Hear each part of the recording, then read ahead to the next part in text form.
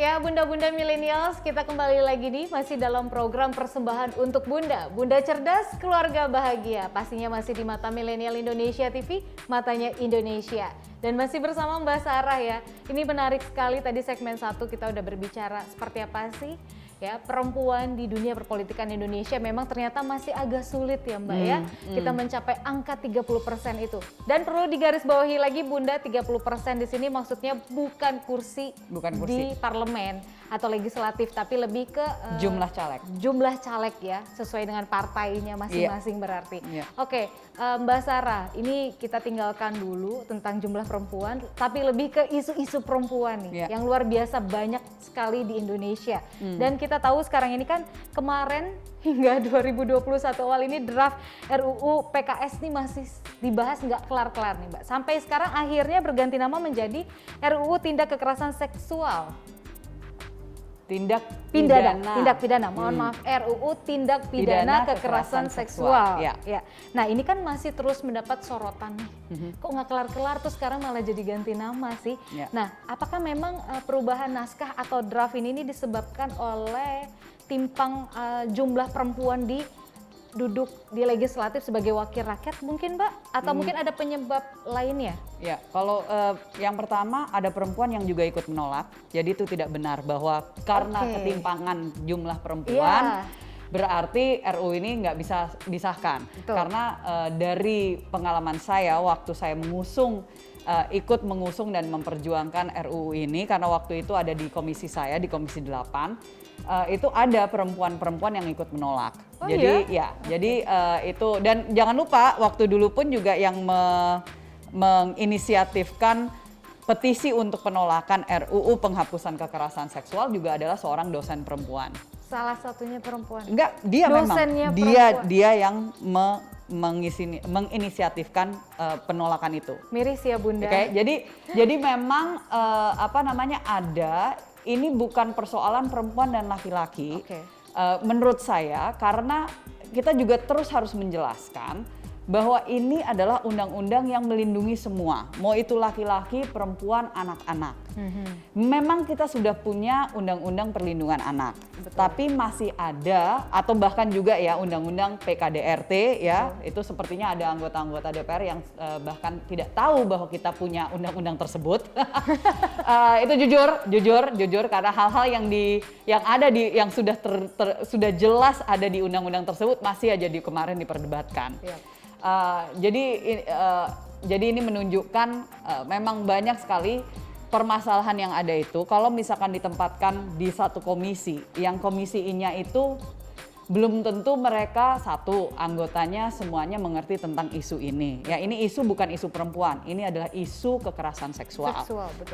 Kalau udah bicara isu yang sangat spesifik ini, tidak semuanya mengerti, ya kan? Karena tidak semuanya berlatar belakang dari dunia aktivis untuk perlindungan korban, ya, atau dunia permasalahan sosial. Tidak semuanya dari situ. Sehingga apa yang terjadi, banyak orang yang anggota yang aktif hadir, tapi mereka ngertinya adalah isu lain. Tiba-tiba harus berhadapan dengan isu ini. Nah, jadi perspektif mereka, ideologi mereka itu mereka bawa, ya kan. Nah, jangan lupa bahwa di Indonesia ini kita adalah negara yang dimana tidak dipisahkan antara agama dengan state, dengan urusan negara, karena Pancasila. Ya, dimana kalau negara lain itu dipisahkan, there is a clear line between state and religion, gitu kan. Nah, kalau misalkan di kita tidak. Nah, sehingga banyak sekali orang yang atau wakil rakyat yang menggunakan ideologi pribadi mereka itu taruh di atas semua undang-undang yang dibahas. Nah, dari segi ideologi, kita aja dari satu orang ke orang lain, walaupun satu agama, bisa punya perspektif yang berbeda, ya Mbak. Nah, bisa dibayangkan kita ada 560 anggota di periode 2014-2019. Semuanya punya ideologinya masing-masing, ya. pasti ada di antara mereka yang secara ideologinya bertolak belakang dengan semangat yang dibawa oleh RUU ini. Betul. Nah, waktu itu ada juga para penolak yang menginginkan untuk diubah namanya dari kekerasan seksual menjadi kejahatan seksual. Jadi saya menjelaskan dulu tentang kenapa ada perubahan nama dari segi nama. Nah, waktu itu pun jadi ini udah 2019 ya. Kenapa di Komisi 8 waktu itu nggak bisa dibahas-bahas? Karena ketua panjanya juga sangat resisten terhadap karena yang memimpin rapat, yang mengadakan jadwal itu adalah ketua panja. Dan ketua panjanya sangat resisten terhadap RUU ini. Ya kan? Jadi ya diundur terus gitu karena nggak mau dibahas. Karena kalau misalkan dibahas udah pasti bakal dia mikirnya bakal berkelahi lah gitu ya, berdebat, nggak bakal ketemu gitu. Nanti dia merasa bahwa ini saya gagal atau gimana gitu ya. Jadi karena resistensi itu kita akhirnya baru mulai membahasnya itu di akhir periode, di akhir benar-benar baru berapa hari sebelum masa periode kita berakhir tuh baru udah mau habis itu baru mulai dibahas gitu loh. Dan waktu itu ada dari pihak penolak yang menginginkan perubahan kata itu. Nah, saya mendapatkan di dalam draft RKUHP waktu itu yang mau disahkan. Ya, masih ingat waktu itu kan sempat demo besar-besaran karena KUHP. Nah, di periode kita ya 2019 sebelum itu ada demo-demo itu ya. Itu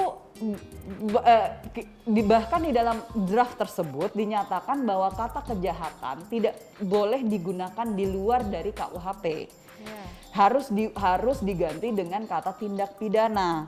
Jadi saya salah satu yang mengusulkan di dalam rapat panja waktu itu bagaimana kalau diganti menjadi RUU penghapusan tindak pidana kekerasan seksual. Ya. Tapi pihak yang menolak masih tidak ingin menerima.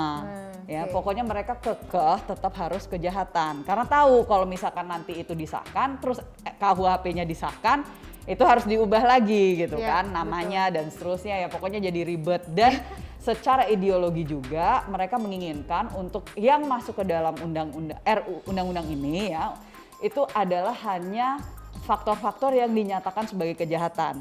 Jadi yang lebih ringan itu enggak gitu loh, enggak usah masuk. Jadi definisinya yang tadinya 9 itu mereka mau hapus banyak sekali dan dijadikan hanya 4 atau 5 gitu loh ya. Jadi ini hal-hal yang secara teknis supaya bisa dimengerti, perdebatannya itu panjang sekali. Dari pihak yang mendukung pasti banyak yang menanyakan kok lama sekali pembahasannya ya. Gimana tidak? Indonesia ini bukan voting system loh. Demokrasi kita itu adalah musyawarah mufakat. Kalau musyawarah mufakat satu orang menolak pun itu masih harus dipertimbangkan. Lagi-lagi musyawarah lagi. So back again, kita bukan Amerika, kita bukan Inggris, kita bukan Australia. Oke, kita adalah negara Indonesia. If you don't like the system, masuklah ke dalam sistem itu untuk merubahnya. Jangan cuma kritik doang dari luar gitu kan.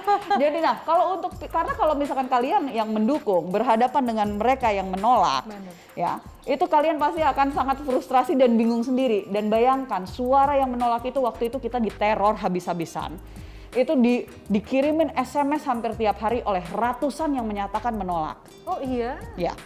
Luar biasa. Nomor kita itu sampai ya istilahnya ini kan udah ada pelanggaran privasi ya. Itu sampai dibagikan ke ratusan orang itu hanya untuk mengirim pesan yang udah tinggal di copy paste. Jadi sama semua. Semuanya hanya menyatakan hal yang sama bahwa kita menolak RUU penghapusan kekerasan seksual. Ini buzzernya luar biasa. Sangat. Mereka itu pasukannya luar biasa. Luar Dan biasa saya sempat tes. Iya. Saya respon ke beberapa. Saya menanyakan ada alasan yang kenapa Anda menolak gitu kan? Ya bisa terlihat ada yang memang nggak tahu apa-apa. Pokoknya cuman menolak karena itu tidak sesuai dengan ideologi kita. Ada yang menyatakan menolak karena ya untuk apa mengesahkan RUU ini kalau undang-undang yang berlaku selama ini toh juga tidak dijalankan dengan baik.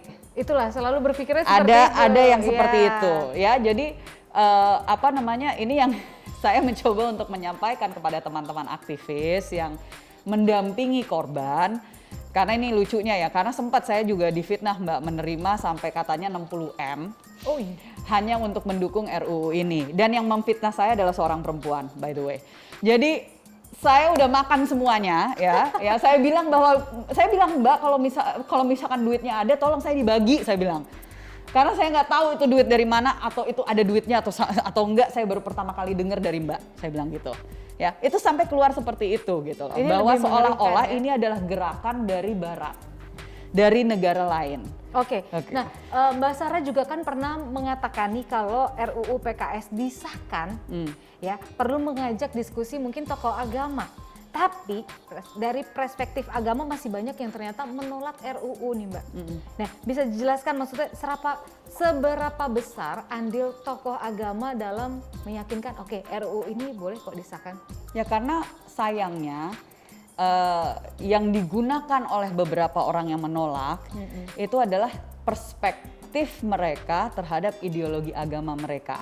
Oke. Gitu Contohnya? loh. Jadi ya menyatakan bahwa mereka tidak setuju dengan yang namanya consent. Oke, di dalam ideologi mereka, consent atau menyatakan bahwa kita punya hak atas tubuh kita sendiri, itu mereka tidak setuju. Oke, bahwa bagi mereka tubuh itu bukan milik kita. Milik Tuhan. Milik Tuhan. Oke. Dan bahkan mereka pun juga adalah orang-orang ada yang menyatakan bahwa di dalam perkawinan itu tidak ada pemerkosaan. Oke. Nah, ini yang saya maksud bahwa rupanya ada orang-orang yang tidak tahu bahwa kita sudah punya undang-undang penghapusan kekerasan dalam rumah tangga yang menyatakan bahwa di Indonesia secara hukum positifnya kita sudah menyadari dan mengakui bahwa ada pemerkosaan di dalam rumah tangga. Ya mohon maaf ya, ini pasti bunda-bunda pasti tahu ya. Bahwa kalau misalkan kita dalam kondisi kurang sehat, betul, atau kita misalnya baru saja melahirkan, ya, atau kita sedang menstruasi, betul, dan seterusnya, apakah berarti kita harus dipaksakan? Nah, gitu ini kan, ya Bunda. Tapi ada anggota-anggota DPR ya, para bapak-bapak yang menyatakan bahwa kalau misalkan seperti itu nanti akan dihukum. Dan itu adalah perspektif ideologi.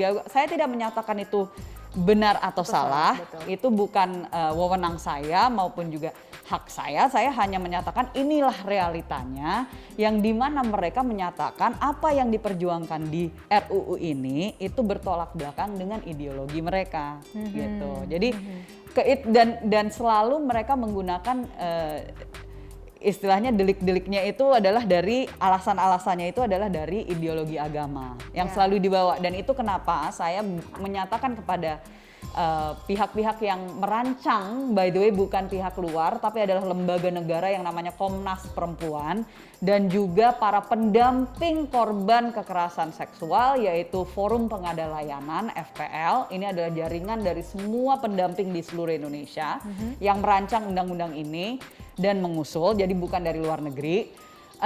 Itu saya menyampaikan kepada mereka karena mereka kan yang getol memperjuangkan. Jadi saya bilang kalau misalkan kalian mau, tolong dilobi dan dipastikan adanya sosialisasi tentang apa isinya undang-undang ini, semangat RUU ini kepada tokoh-tokoh agama. Karena mereka lah yang bisa memberikan pengertian dari perspektif yang dimana kita nggak bisa. Betul. Berarti andilnya cukup besar ya? Sangat besar tokoh agama ini untuk akhirnya RUU PKS ini bisa disahkan ke depannya. Sangat. Oke. Nah, sebagai warga negara nih seperti saya, mungkin masyarakat biasa, kita mau menyuarakan, mau mendukung tentang adanya RUU ini gitu, biar nantinya ya udah disahkan. Jadi kami benar-benar dapat hak-hak kami sebagai korban misalkan rakyat biasa. Itu kita harus kemana, Mbak? Ya, nomor satu sih pastikan untuk mensosialisasikan di komunitas masing-masing, karena ya you never know, kita nggak pernah tahu apakah ada mereka yang masih punya pemahaman yang keliru tentang RUU ini gitu ya. Yang kedua, belajar sedikit gitu tentang sistem politik, dan mungkin bisa kalau misalkan ada yang benar-benar ingin aktif untuk memperjuangkan sebagai aktivis atau as an advocate for this cause gitu ya, bisa mengidentifikasi tokoh-tokoh yang dari daerah kalian gitu kan. Misalnya adalah anggota DPR RI dari wakil rakyat kalian yang telah terpilih dari daerah pemilihan kalian. Dan tulislah surat atau biasanya mereka punya medsos, bisa dikirimkan langsung menyuarakan DM ya? gitu kan, Iya. atau post di kolom komentarnya mereka, langsung saja menyampaikan bahwa tolong ini segera untuk dibahas minimal dan terus disahkan. Iya, karena kan banyak contoh-contoh kekerasan seksual terhadap perempuan dan kami khususnya perempuan ini belum mendapatkan hak-hak perlindungan. Ya. Ya, bahkan yang disalahkan malah ya siapa suruh pakai baju terbuka jadinya Ya. diperkosa kan. Ya. Padahal Ya. itu kan perspektifnya beda lagi. Bahkan banyak kok korban perkosaan yang memakai baju serba tertutup. Nah, itu banyak sekali Mbak yang nggak dapat pertolongan atau pemulihan mentalnya perempuan-perempuan Dan Indonesia. itu juga dimulai dari aparat penegak hukum kita sebenarnya. Betul. Ini yang sangat disayangkan bahwa banyak sekali aparat penegak hukum kita, bahkan dari unit PPA sekalipun ya, unit perempuan dan perlindungan perempuan dan anak di kepolisian, karena itu kan ada unit khusus tersebut, itu tidak memiliki perspektif yang benar tentang korban ya. Jadi mereka melakukan yang kita sebut sebagai reviktimisasi. Iya. Nah, kalau reviktimisasi bagi bunda-bunda yang tidak tahu, itu artinya korban dijadikan korban lagi. Betul. Pada saat mereka melakukan pengaduan atau mereka ngomong kepada temennya, mereka ngomong sama keluarganya, bukannya didukung malah dibilang, emang kamu waktu itu lagi ngapain? Iya. Seolah-olah ada bagian dari kejadian tersebut yang adalah salahnya korban. Itu namanya reviktimisasi. Betul, karena jatuhnya korban menjadi korban kembali. Nah, Iya. akhirnya banyak perempuan di Indonesia yang tidak berani speak up Betul. tentang kekerasan atau pelecehan seksual yang dialaminya. Jadi bunda-bunda milenials, kalau memang bunda atau kerabat bunda sedang mengalami itu, jangan sungkan untuk lapor ya. Misalkan tadi seperti Mbak Iya. Sarah bilang, cari aja media sosial dari Anggota dewan di daerah Ya. kalian masing-masing, suarakan. Bisa suarakan, menyampaikan. Kalau tidak digubris sama sekali ya jangan dipilih lagi gitu aja. Nah, itu dia bingungnya kalau nggak digubris tapi juga tips saya selain dari melaporkan, supaya pada saat melaporkan itu tidak sendirian. Betul. Dan tidak merasa seperti seolah-olah nanti terjebak dan mengalami reviktimisasi lagi. Datang terlebih dahulu ke lembaga yang memang ada di situ untuk mendampingi. Iya. Di negara ini sebenarnya di setiap provinsi minimal, di kabupaten pun juga seharusnya ada yang namanya P2 TP2A. Pusat terpadu pelayanan pokoknya satu pintu lah untuk kekerasan terhadap perempuan dan anak gitu ya. Lalu juga ada lembaga-lembaga seperti LBH Apik dan jaringan-jaringan mereka. Kalaupun itu tidak ada LBH Apik, kan biasanya ada juga LBH yang lainnya ya, lembaga bantuan hukum yang siap untuk memberikan pendampingan. Minimal kan nggak semua orang ngerti hukum ya. Benar. Nah, takutnya kayak di pelosok-pelosok itu kan. Ya, jadi pastikan ada pendampingan dari LBH tersebut yang bisa ikut memperjuangkan dan minimal menyuarakan, karena biasanya mereka ngerti koridor-koridor yang harus ditempuh untuk memperjuangkan suara dari korban. Betul. Ya Bunda, jangan takut ya untuk sekarang berani speak up, mencari pertolongan dari orang-orang sekitar. Kalau yang memang Bunda sendiri tidak mengerti apa sih LBH, cari tahu. Jadi kita harus melek teknologi. Google Minimal Mbah Google. Melek teknologi lah ya. Jadi daripada kita nggak bisa speak up, tidak bisa menyuarakan apalagi kalau milenial harusnya udah tahu lah. Paling tidak udah melek teknologi. Iya, jangan pernah takut nanti kalian dianggap, aduh nanti kalau aku speak up, nanti aku dianggapnya perempuan yang gimana karena jadi korban pemerkosaan. No, itu salah besar ya Bunda ya. Jadi sekarang harus berani. Oke, Mbak Sarah, kita masih akan berbincang ya, pastinya tentang perpolitikan perempuan dan politik di Indonesia. Tapi setelah segmen yang ini break dulu ya. Oke Bunda, nanti kita akan lanjutkan lagi dialog kita dengan Mbak Sarah. Tapi kita harus break dulu, tetap di Persembahan untuk Bunda, Bunda Cerdas, Keluarga Bahagia.